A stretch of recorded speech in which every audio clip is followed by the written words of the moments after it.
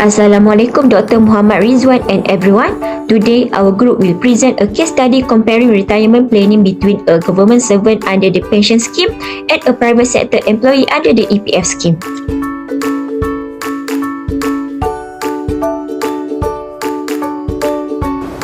Assalamualaikum, my name is Nurkia Satina binti Azhar and I will present the background information of our two case studies. Sample A is Siti Fatimah binti Nawi. She is 38 years old and married. She works as a teacher and has 13 years of service. Her current monthly salary is 5,500 ringgit. She is expected to retire at the age of 60 with 22 years remaining before retirement. Her retirement contributions are under the government pension scheme. She does not have other sources of income or personal saving outside the pension. She currently has housing and vehicle loans. Next, we go to the sample B is Ramli bin Rosli. He is 25 years old and unmarried. He works as a consultant and has 4 years of service. His current monthly salary is 5,000 ringgit. He plans to retire earlier at the age of 50 with 25 years remaining before retirement. His retirement contributions are through EPF. He also has unit trust investment and fixed deposit as additional saving. He does not have any outstanding loans.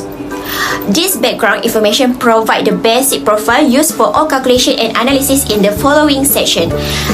That's all from me and I will pass to the next presenter. Thank you. My name is Siti Hafizah Izzati binti Nusairi.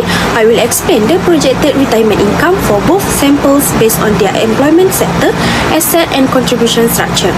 Starting with sample A, Siti Fatimah binti Nawi, her retirement income mainly comes from the government pension system. Based on the accumulated pension fund APF of 86,400, the estimated value of pension is 1,025,102 ringgit, which will be received as monthly income after retirement. In addition, she will receive lump sum benefit including a gratuity of 270,000 and GCR of 64,000, which can be used to cover post-retirement expenses. Overall, her total projected retirement income amounts to 1,359,102 ringgit, providing stable and predictable retirement income.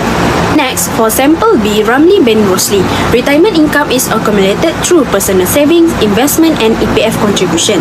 His fixed deposit grow at 4% over 25 years to 34,677 ringgit, offering capital stability.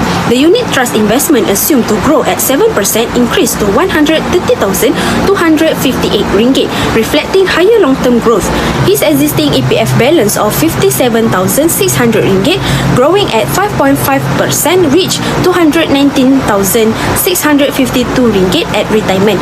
The largest contribution come from future EPF contribution, which accumulate to 1,178,623 ringgit due to consistent contribution and long-term compounding.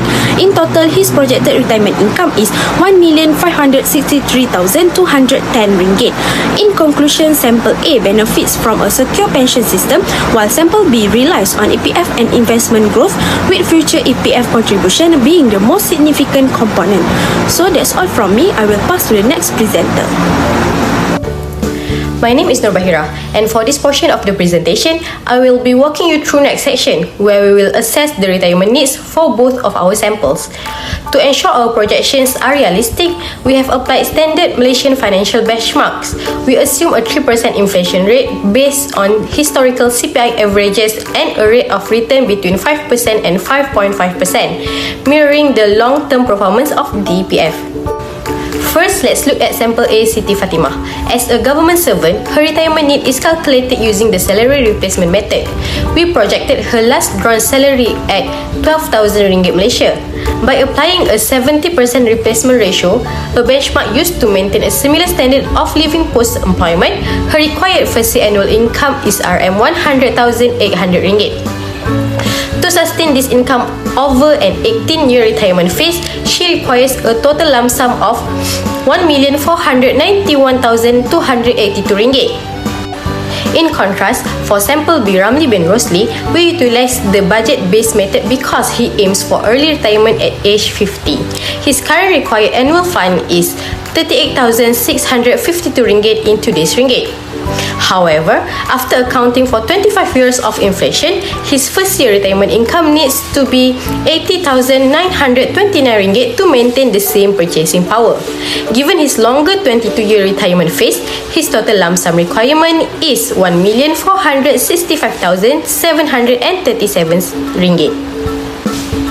While the total lump sums needed for both samples are nearly identical, the way they achieve these goals differs significantly due to their respective retirement schemes. This brings us to our comparison in the next section. Assalamualaikum, my name is Nurul Natasha binti Jamaluddin, 2023607318. I will present the comparison and assessment of retirement funds for both samples.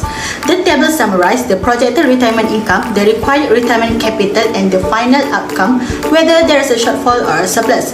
For sample A, who works in the government sector, the projected retirement income is 1,359,102 ringgit, while the required retirement capital is 1,491,282 ringgit. This results in a shortfall of 132,180 ringgit. This means that even with the pension income and lump sum benefit received, the total amount is still insufficient to fully cover her retirement needs. Therefore, relying solely on a pension-based package may not be adequate, especially when considering rising living expenses and healthcare costs. Meanwhile, for sample B in the private sector, the total retirement funds amount to 1,563,210 ringgit compared to the required retirement capital of 1,465,737 ringgit.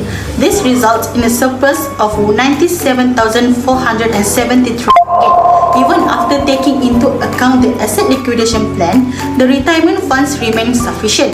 This surplus is supported by employees' provident fund savings as well as investment in unit trust and fixed deposits. This shows that having diversified investment can help strengthen retirement readiness. Assalamualaikum warahmatullahi wabarakatuh. My name is Loman Adibar Rosmadi. Now, let's discuss the strategic recommendation for our two samples. Despite their different employment backgrounds, both require specific action to ensure their retirement is truly secure. For sample A, Siti Fatimah, our analysis show a projected funding gap of 132,180.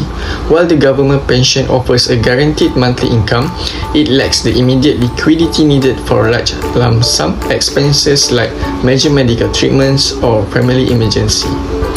To bridge this gap, we recommend she invest 500 monthly into Amanah Saham Bumi Putra. By starting this now during her remaining 22 years of service, she can build a dedicated cash reserve. This not only covers the shortfall, but provides a vital buffer against inflation and rising healthcare costs. Next, we look at sample B, Ramli Berosli. Ramli is in a different position with a projected surplus of 97,000 ringgit. However, his biggest challenge is longevity risk because he plans to retire early at age 50 without a guaranteed lifetime pension. For Ramli, the goal is no longer growth, but capital preservation. We recommend he shift his portfolio, including his EPF, unit trust, and fixed deposit, toward less risky, stable security as he nears retirement. This shift will protect his savings from market volatility and ensure his fund lasts through his entire 20 years retirement phase. This preservation plan turns his surplus into a long-term financial safety net. In conclusion, Siti needs to focus on building liquidity, while Ramli must focus on protecting what he has built. Our presentation highlights the importance of early planning and diversified savings to ensure financial security during retirement. That's all from us. Thank you.